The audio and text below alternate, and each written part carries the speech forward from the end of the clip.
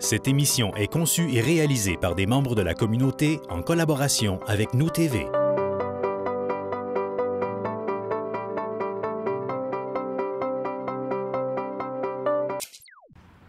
Ici Mélissa Raté, au nom de toute l'équipe, je vous souhaite la bienvenue à Allemand en mouvement. Cette semaine, mes invités, Frédéric Tremblay, conseiller municipal et président des arts et de la culture, ainsi que Jocelyn Tremblay, directeur du service des loisirs et de la culture à la ville d'Allemand.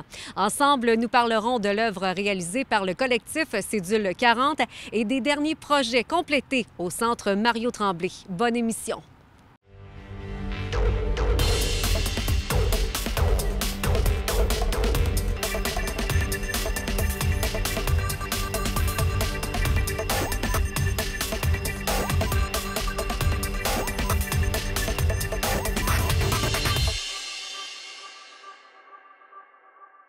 En compagnie du conseiller municipal Frédéric Tremblay, bienvenue à Allemand en mouvement. Comment allez-vous? Très bien, merci. Tout d'abord, je vais vous poser la question, comment trouvez-vous cette œuvre du collectif Cédule 40? Bien, elle est magnifique, elle est vraiment en adéquation avec ce que le comité d'intégration des arts à l'architecture souhaitait avoir. On en est très fiers. En plus, c'est réalisé par des artistes régionaux.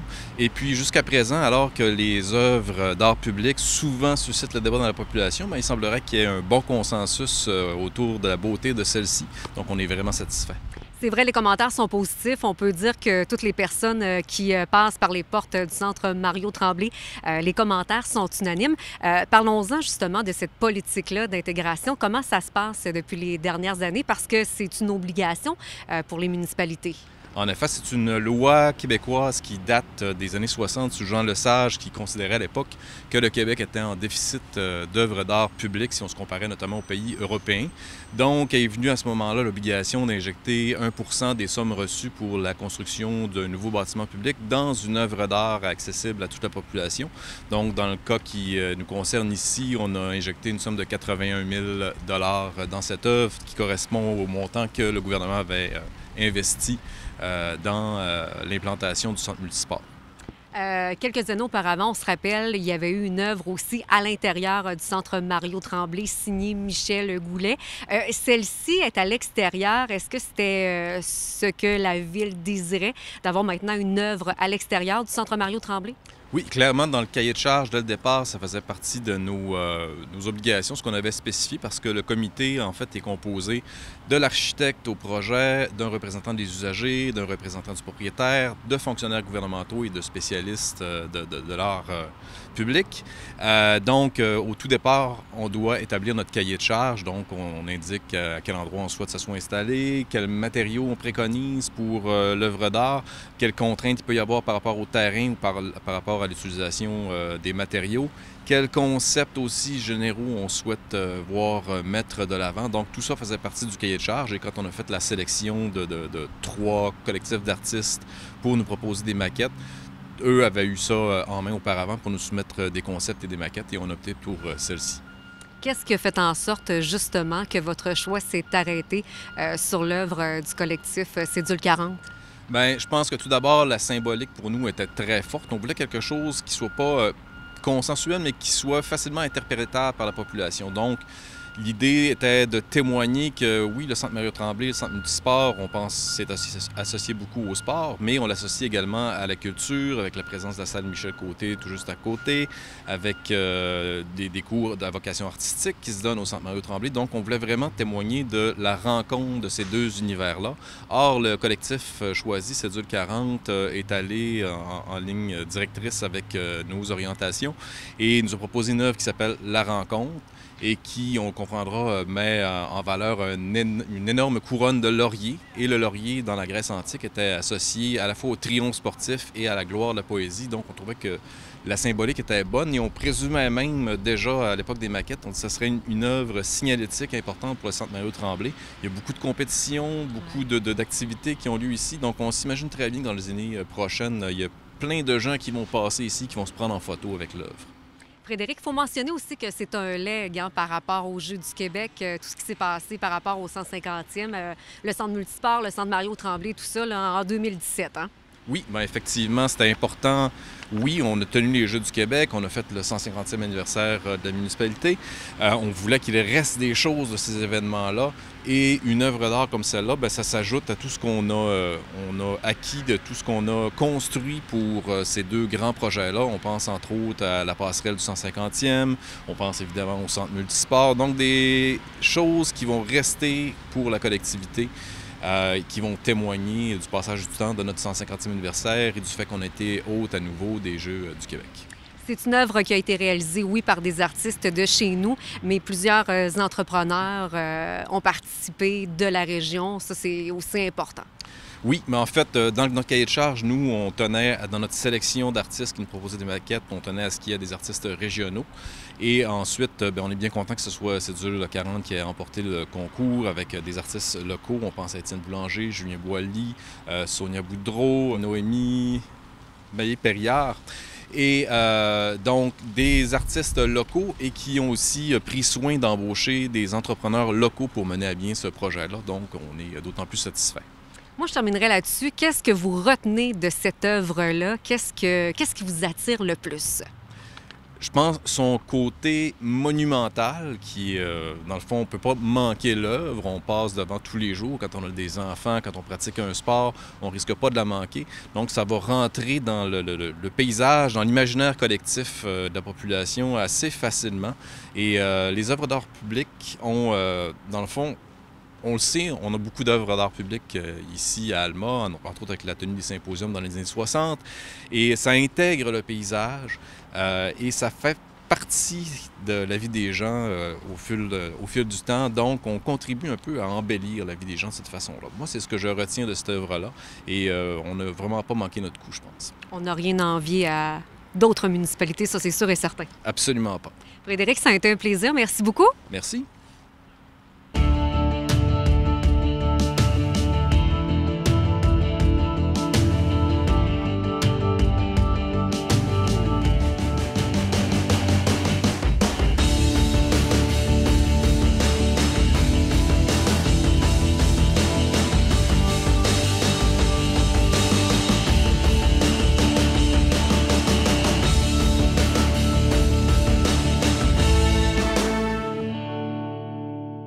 En compagnie de Jocelyn Tremblay, directeur du service et des loisirs de la culture de Ville d'Alma. Bienvenue à Alma en mouvement. Bienvenue, merci beaucoup. Jocelyn, on se retrouve sur de nouveaux terrains de tennis. Parlez-nous de cette nouveauté en collaboration avec la Commission scolaire du Lac-Saint-Jean. Oui, effectivement, c'est une nouveauté qui est en remplacement. On se rappelle que lorsqu'on a construit le multisport, on a privé le club de tennis de ses terrains et on avait un engagement avec eux qu'aussitôt que le multisport allait être terminé, on allait identifier un autre terrain pour pouvoir construire ces terrains de tennis-là. Grâce à notre collaboration avec notre partenaire régulier qui est la Commission scolaire, on a réussi à faire un dossier win-win où on a pu construire là, ces terrains-là qui sont déjà accessibles et qui vont être beaucoup plus accessibles au printemps prochain. Donc, ce sont vraiment des terrains qui sont uniquement réservés pour les membres du club de tennis. Donc, ça, il faut le mentionner là, quand même. Donc, ceux et celles qui veulent réserver, là, ça se déroule à la centrale d'équipement. Oui, c'est ça. Les gens vont devenir membres, mais c'est plus pour le printemps. Là, présentement, comme on se parlait hors d'onde, c'est nos extraterrestres là, qui l'ont utilisé puis avaient bien hâte de pouvoir l'utiliser. Donc, on leur a permis, parce que ça fait quand même 2 ans là, qu'ils le demandaient. Ça fait que ça aurait été bête de leur dire non, vous n'y avez pas accès, vous attendez au printemps. Et on est au service du client, donc on a dit allez-y, mais au printemps, ça va être vraiment une structure qui va être efficiente et qu'on va pouvoir utiliser en collaboration avec le club de tennis. Donc, 4 nouveaux terrains, la surface qui a été refaite et tout ça, là, on est vraiment à la fine pointe. Oui, c'est vraiment les nouvelles couleurs qui sont orientées dans tous les grands tournois internationaux. Ça a été la demande de nos utilisateurs et c'est pour ça qu'on l'a réalisé en vert et bleu. Puis ça donne un look qui est intéressant dans notre secteur des plaines, qui est que tout le monde connaît un petit peu. Ça nous a permis de faire des améliorations parce qu'on avait des bâtiments qui étaient annexés, qui étaient plus ou moins beaux. On en a profité pour pouvoir les démolir et ainsi de suite. Depuis les derniers mois, il y a d'autres projets qui ont été réalisés près du centre Mario Tremblay. On vient de parler évidemment de ces 4 nouveaux terrains de tennis et on sait que de plus en plus, le centre Mario Tremblay, avec l'avenue du centre multisport, bon, on a plus d'événements, donc plus d'achalandage. Il manque un petit peu de stationnement et là, je pense que vous avez résolu le fameux problème. Oui, encore une fois, grâce à la collaboration avec notre partenaire scolaire, qui eux autres avaient un problème aussi de stationnement pour l'éducation des adultes dans le pavillon blanc. Et nous aussi, lorsqu'il y avait des événements que j'appelle la messe de minuit, on a à peu près une trentaine d'événements comme ceux-là, où les gens doivent aller se stationner dans les quartiers. Donc, ce partenariat-là win-win nous a permis de créer 67 nouvelles places de stationnement qui sont le jour utilisées par les étudiants et en soirée vont pouvoir être utilisées par nos utilisateurs. Particularité de ce stationnement-là, parce que c'était trop facile de faire juste un stationnement, bien, Ville d'Alma a une politique de développement durable. Donc, via notre politique de développement durable, bien, on s'est assuré de pas juste mettre une surface asphaltée qui va capter les rayons du soleil, mais on s'est dit aussi on va faire des îlots de verdure qui vont être sur ça, qui vont faire la captation de l'eau de pluie pour être capable d'éliminer un maximum d'eau qui va s'en aller à notre usine de traitement. Ça fait qu'on parle d'à peu près 30 % d'eau qui va s'en aller à l'usine de traitement des eaux. Ça veut dire que ça, c'est quand il y a une pluie torrentielle. Sinon, on a des systèmes de captation qui vont prendre l'eau et qui vont la répartir sur le terrain et les arbres, les fleurs vont pouvoir utiliser cette eau-là avant qu'elle s'en aille à l'usine de filtration. Jocelyn, dernier projet en lien avec le centre Mario Tremblay, affichage qui se retrouve à l'entrée, qui ne passe pas inaperçu, bien sûr, affichage lumineux. Oui, on est rendu en 2019, bientôt 2020, donc il fallait se mettre à la page et plutôt que d'avoir une bonne vieille pancarte avec des coroplaces qu'on met à toutes les fins de semaine pour dire il y a tel événement au centre Mario Tremblay, bien on s'est mis à l'ère du temps. Donc, on a un affichage lumineux avec une télé qui est immense et on y va pour la programmation de tout ce qui se passe au centre Mario Tremblay et chez notre partenaire qui est le PWD dans ce cas-ci. Tous les événements sportifs, les spectacles à la salle Michel-Côté vont être publicisés sur ça et on y va avec un standard où on veut avoir quelque chose de qualité. On ne veut pas une pollution visuelle. Donc, c'est pour ça qu'on a fait quelque chose de bon goût. Et cet affichage-là, vous allez le retrouver sur le boulevard Saint-Luc et les commentaires sont très positifs depuis que cet affichage-là est installé. Oui, mais malheureusement, moi j'entends parler juste souvent, c'est quand ça marche pas, ils m'appellent, mais quand ça va bien, d'habitude, ils nous appellent pas. Ils appellent Claudia quand ça va bien. Donc Claudia a eu beaucoup d'appels concernant cet affichage-là. Jocelyn, ça a été un plaisir. Merci beaucoup. C'est toujours un plaisir.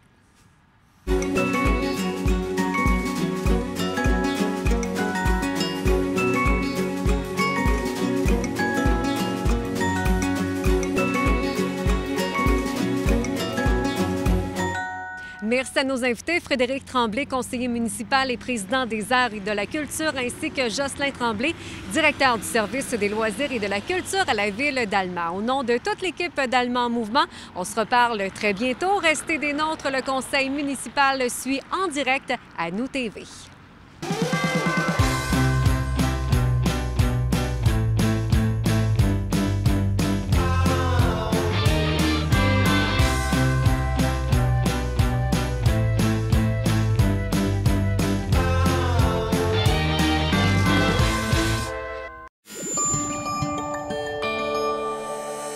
Nous TV, fiers de faire rayonner notre communauté.